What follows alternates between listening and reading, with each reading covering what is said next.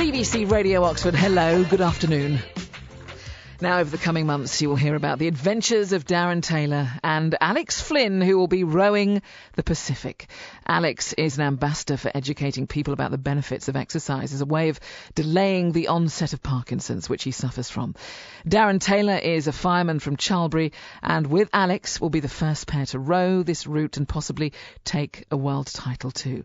Now, as they prepare for the huge undertaking, you will hear about all the aspects of their preparation, from nutrition to training. But today it's all about the vessel, it's all about the boat. They couldn't do it without a finely honed craft. Charlie Pitchers is the designer, and along with Darren joins me in the studio, and I think we're going to talk to Alex in a short time on the phone as well. Welcome, gentlemen. Good to see you. Good afternoon to you. How are you feeling, Darren, first of all? Yeah, very well indeed, thank you. Now, Charlie, I would imagine that, you really are sort of the third member of this team, or certainly the boat is the third member of this team. Well, it's certainly part of it. It's integral to their challenge, but it's not the only thing. They've got to be ready for it themselves. And we pride ourselves in providing the best possible equipment, and I'm glad that the boys have gone with us for this particular challenge that they're doing. Charlie, you are no stranger to ocean or rowing. You've been doing it for a very long time, so you know about the challenges that they face. I do, and maybe it's a good thing that they don't. But certainly they're going to have their highs and lows. It's going to be a huge challenge. They're about to embark on something that hasn't been done before. It's a special race, the Great Pacific Race. I mean, the fact of we've just been talking to some people who are thinking about rowing across the English Channel, but to row across the Pacific to Hawaii. It's an incredible undertaking. That's incredible. I've just got to welcome, actually, Alex to the show as well. How are you, Alex? I just asked Darren, actually, how he's feeling, ahead of the race. How are you feeling? Kat, I'm nervous, which is a good thing. It certainly. I mean, what you must have got quite a bit of advice from Charlie, because Charlie has been through all of this and knows exactly how you're feeling at the moment. What sort of advice have you been offering the boys, Charlie? Preparation is everything. Obviously, in a challenge like this, the key thing is actually fundraising. That's a huge, that's 3/4 of the whole thing itself. But once you've done that, which is almost impossible for a lot of people, it is the mental attitude towards something like this. And Alex is someone that has proved again and again that he's got it. And together, teamed up with Darren, the guys are in very good shape, and I would be very, very confident in saying that they've got a cracking chance if people get in behind them and give them the support with their mental attitude, their physical being, and the equipment from us. I think they'll do extremely well. But there are always those unforeseen circumstances, and I'd imagine, Charlie, that you are no stranger to those.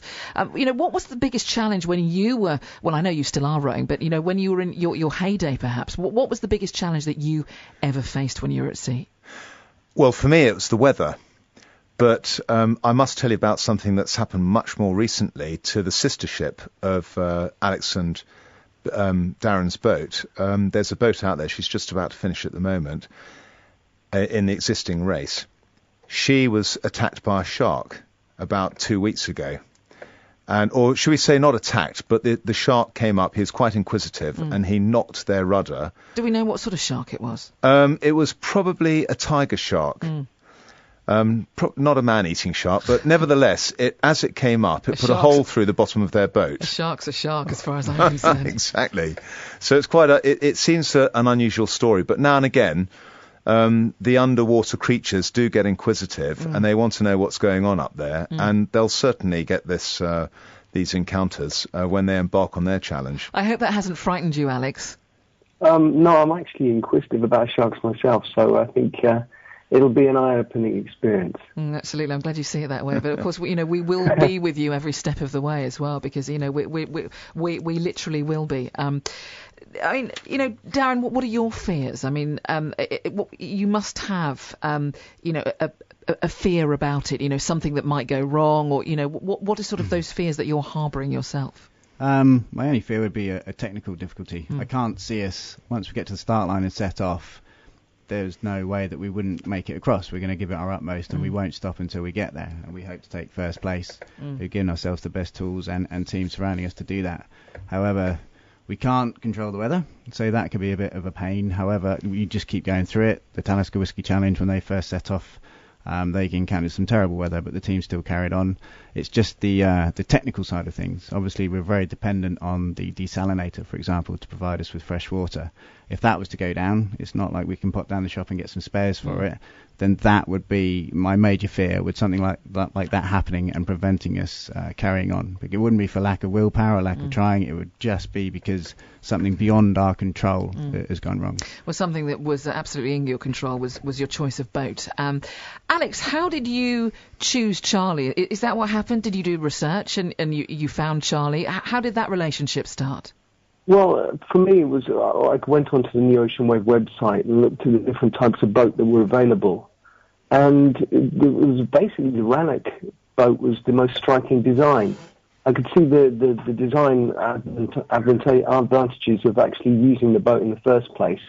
And I contacted Charlie, and I think Charlie was interested in the fact that I was endeavouring to do something with Darren about rowing the Pacific. And, I think it's taken off from there. The one thing that we were desperate for at this moment in time is for local Oxfordshire companies to come on board and get behind us, because we are the only British pair rowing this race. Charlie, can you just describe the boat that you've built? Well, it's an evolution of what I first set out to row the Atlantic. Back in 2009, I rowed the Atlantic as a solo rower, and it's quite an innovative design, but it's the way forward in terms of ocean rowing. And then again last year I went to try again for a world record, and I got the world record for the fastest solo crossing of the Atlantic in February, so just a year ago. And that has sparked a huge amount of interest in other people, and it's actually promoted the ocean rowing somewhat. More and more people want to do it now, and they can see that I'm absolutely passionate about the detail in everything, from the boat, the equipment, the geometry, the setup, the design. Actually, Phil Morrison, who's a world-famous naval architect, he designed the boat for me with my concept in mind. What materials it built of? They're carbon, so it's all leading edge technology. So it's very, very high-tech construction, something that you would see in racing cars. So they are very special bits of kit. They're not sort of cumbersome fiberglass boats. They are very, very carefully thought out, but they're also very, very safe. So not only are they fast, they're very safe boats, and that was my first requirement with Phil. I said, we want a fast boat, but we want it to be safe as well. And I think that's actually one of the things that, going back to the early conversations with Alex and Darren, I think that's one of the prerequisites that not only was it to be a fast boat, but they wanted to know that they had confidence in the design itself, and that's just been proven today. Today is actually Alex's birthday. Happy birthday, Charlie. And it's my birthday. Oh, and together... Happy birthday to you. Happy birthday to me.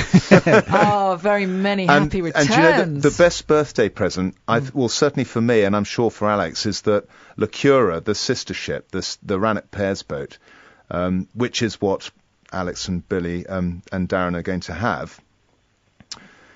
She's about to win the ocean rowing race right now. She's about to smash it. And she would have got a world record if they didn't have the storm at the beginning. But as we're speaking on air now, she is finishing in Antigua. And that's a really good evidence that she's been through high and low. And the guys have got across there, and they're very, very happy. That's a wonderful testament to your boat building, isn't it? Alex, have you been training with Darren? Have you been out in your boat?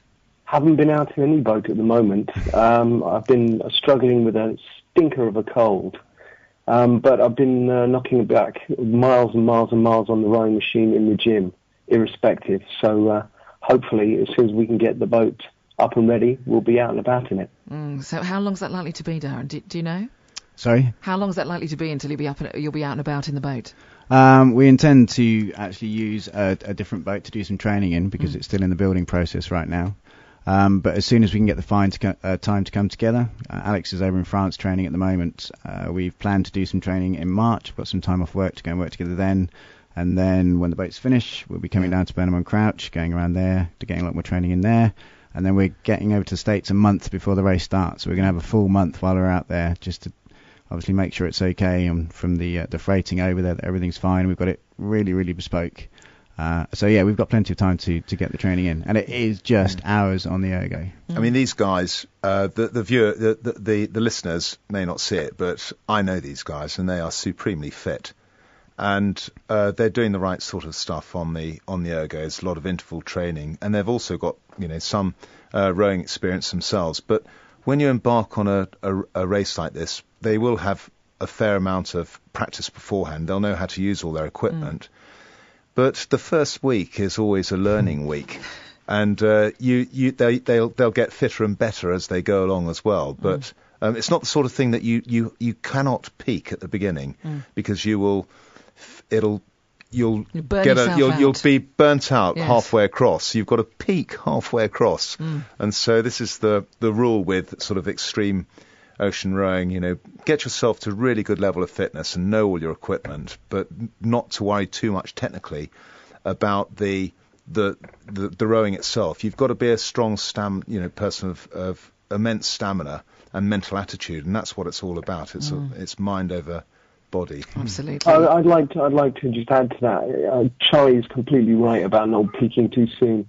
When I traversed America, there is absolutely no way you can completely train for something so enormous, just like the Pacific. So with that in mind, I went out to America. I wasn't completely fit, but you get fit as you go along. And thank God that somebody actually bothered to tell me that way back in 2012 when I was training for it. So for, Charlie saying that is absolutely right on the money. We can't be too fit before we go out, but we've got to be able to get out there and do the job, and I believe that both myself and Darren can. Well, we hope you can as well. Like I said before, we will be following you every step of the way, and we will also continue this conversation in a few moments' time. You're hearing from my guests, Darren Taylor and Charlie Pitchers. The boat designer are here with me in the studio, and also Alex Flynn, also joining Darren to row the Pacific, is on the phone as well. And just want to reiterate a very happy birthday to Charlie and Alex as well. And my guest this afternoon in the studio, Darren Taylor, who is a firefighter from Charlbury. Also in the studio, Charlie Pitchers, the designer of the boat that both Darren and Alex Flynn will be rowing at the Pacific with. The race starts in June, and we will be following them every step of the way. And Alex joins us on the phone. By the way, if all this talk about the boat has got you a little bit curious, you can actually see a picture of the boat on our Facebook page, facebook.com/BBC Oxford. Now, we've talked a lot about this boat, Charlie, and it is the best boat that Alex and Darren could possibly have. But with that, I'd imagine it's a fairly expensive craft as well. Oh, they are. I mean, with all the equipment they've got on them, they are the cost of of an average family car.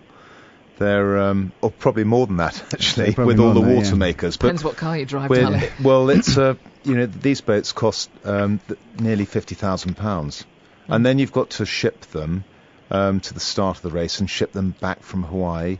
You've then got to put food on them.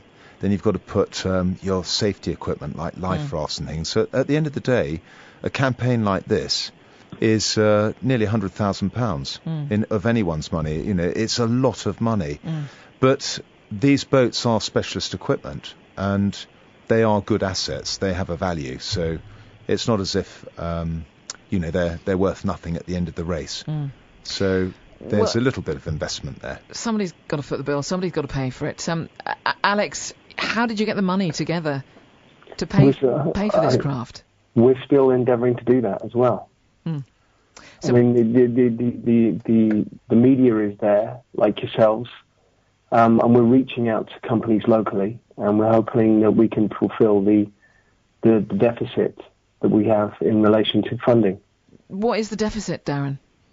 To be honest, it's a little bit difficult to work out. We've been given an awful lot of product, which obviously lowers the cost overall. And it's never been an issue for people to step forward and give us. Garmin, for example, have come forward and given us a lot of stuff. There's other people involved in the nautical industry that have given us things like the water makers, and there is a really high price tag attached to all those materials. Garmin, again, we're in negotiations with them for possible financial sponsorship. There's other companies we've been involved with now, but I couldn't give you off the top of my head an actual figure that the deficit is. What's the bottom line here? Because, if you don't get enough money, I mean, bearing in mind, you're doing this race in June. Yep. Will you still be able to go? If we don't get enough money, we don't see that as being a problem. The closer it gets to the time, the more people become interested in what we're doing. And again, having the larger names associated with us now, we believe that will draw in the other companies towards us. We don't see it as being a problem. Time is the problem. But as I say, the closer we get to the beginning of the race, the more the media are interested in it. There's lots and lots of world records up for grabs in this. As Alex said, we are the only British pairs in it at the moment. So we don't expect raising money to be a problem. It's the timeline that we've got to do it in. But it's all going well, to be honest. Alex, when we first spoke to you and we discovered what you were going to do, of course, that was last year. And last year, you were saying, well, we're doing this next year. Alex, it's this year. You're doing it this year. How does it feel when you say that? Exciting. It really does. It feels like, I'm closing the door on 10 million metres, but I have another adventure lined up. And everything seems to be heading and focusing towards that new adventure, which is the Pacific Road 2014, the Great Pacific Race. And I'm excited. I'm like a child who can't wait for Christmas, basically. These guys have just put everything into this. And from an outsider's point of view, although we're helping them with the product, I really believe a lot in these guys, and that's why I've put my finger out and said, right, let's get this ball rolling in terms of getting the boat started, and we're in the process of building the boat, because it will happen and they will do incredibly well. And the thing with all of these types of challenges, you just need one or two companies to come forward and say, right, We'll join you. We'll come in and do this. We'll make part of the team, and then the other guys who want to take on less risk, they then will join not the bandwagon, but join the team. It's a very exciting time, and I urge those people to just come up, enjoy, be part of the challenge, enjoy it with them, and it's addictive actually when they actually get started. These boats have got trackers, so every competitor in the race, I think there are at least 15 or 20 boats in this race that they're doing, they've got little trackers, so you can actually get your little hit with your morning coffee before you go to work. Where are the boys today? And you really do become part of it. It's a great thing to be part of. Absolutely. We've mentioned before, of course, that Darren and Alex are the only British pair attempting this race. We've mentioned world titles here as well, because this is another thing that Alex and Darren are going for. Is it possible? Can they do it, Charlie? Yes, they definitely can. There's a lot of things that could go wrong. It's not like potting a cue ball, the red into the corner pocket. There are so many variables, so they can have breakdowns. They can have injury. They can have illness. They could have such bad weather that they're not able to get off the coast of California. All of these things are factors in the whole thing. However, by reducing all those risks through preparation, we know how to build the boats and we know how to fit them out better than anyone else. And we've had that experience. And you've got to have a reliable boat. And as long as they do their dynamics on board the boat and they're stretching and look after themselves, they've got a very, very good chance. And with Darren's sea experience, he's very, very experienced at sea. That is a huge tool to have. To me, that's probably the best thing outside the physical side, to be able to have that knowledge of the sea. is a great hand to play in a race like this. Charlie, you believe in them absolutely 110%. Alex and Darren, do you believe in yourselves? Do you believe that you can definitely do this? Yeah, 120%, yeah. Especially after getting those words of recommendation from Charlie. And we're giving ourselves all the best tools. We're giving ourselves one of the best dietitians and nutritionists that you can get. We're giving ourselves one of the best weather routers that you can get. We're getting the best boat that's available to us. All of these, and Alex, the drive that Alex has got is absolutely unbelievable. And the reason we want to come first, the drive for us, is to give ourselves that media platform so Alex can promote the benefits of exercise for people with Parkinson's. Absolutely, because let's just remember that that's what this is all about. Yeah. Alex, Darren, I wish you the best of luck. I think this is probably the last time that I'll see you before. I'm not sure actually before. In fact, because we're going to be following you every step of the way. I'd love to say that I would be there on the finish line with a bottle of champagne, pouring it all over you. In a funny kind of way, but we will be following you every step of the way. We are all right behind you, and Charlie, you absolutely are. You've got the best craft you could possibly have, and you're going to get this world title. I absolutely know. That's what we believe. Yeah. It's been great to meet you, Charlie. Really it's been has. A pleasure to be here. Thank you. Thank you for coming in, and Alex, we will speak to you soon, and Darren, of course, as well. Thank you for coming in. Thanks for having us on. Pleasure.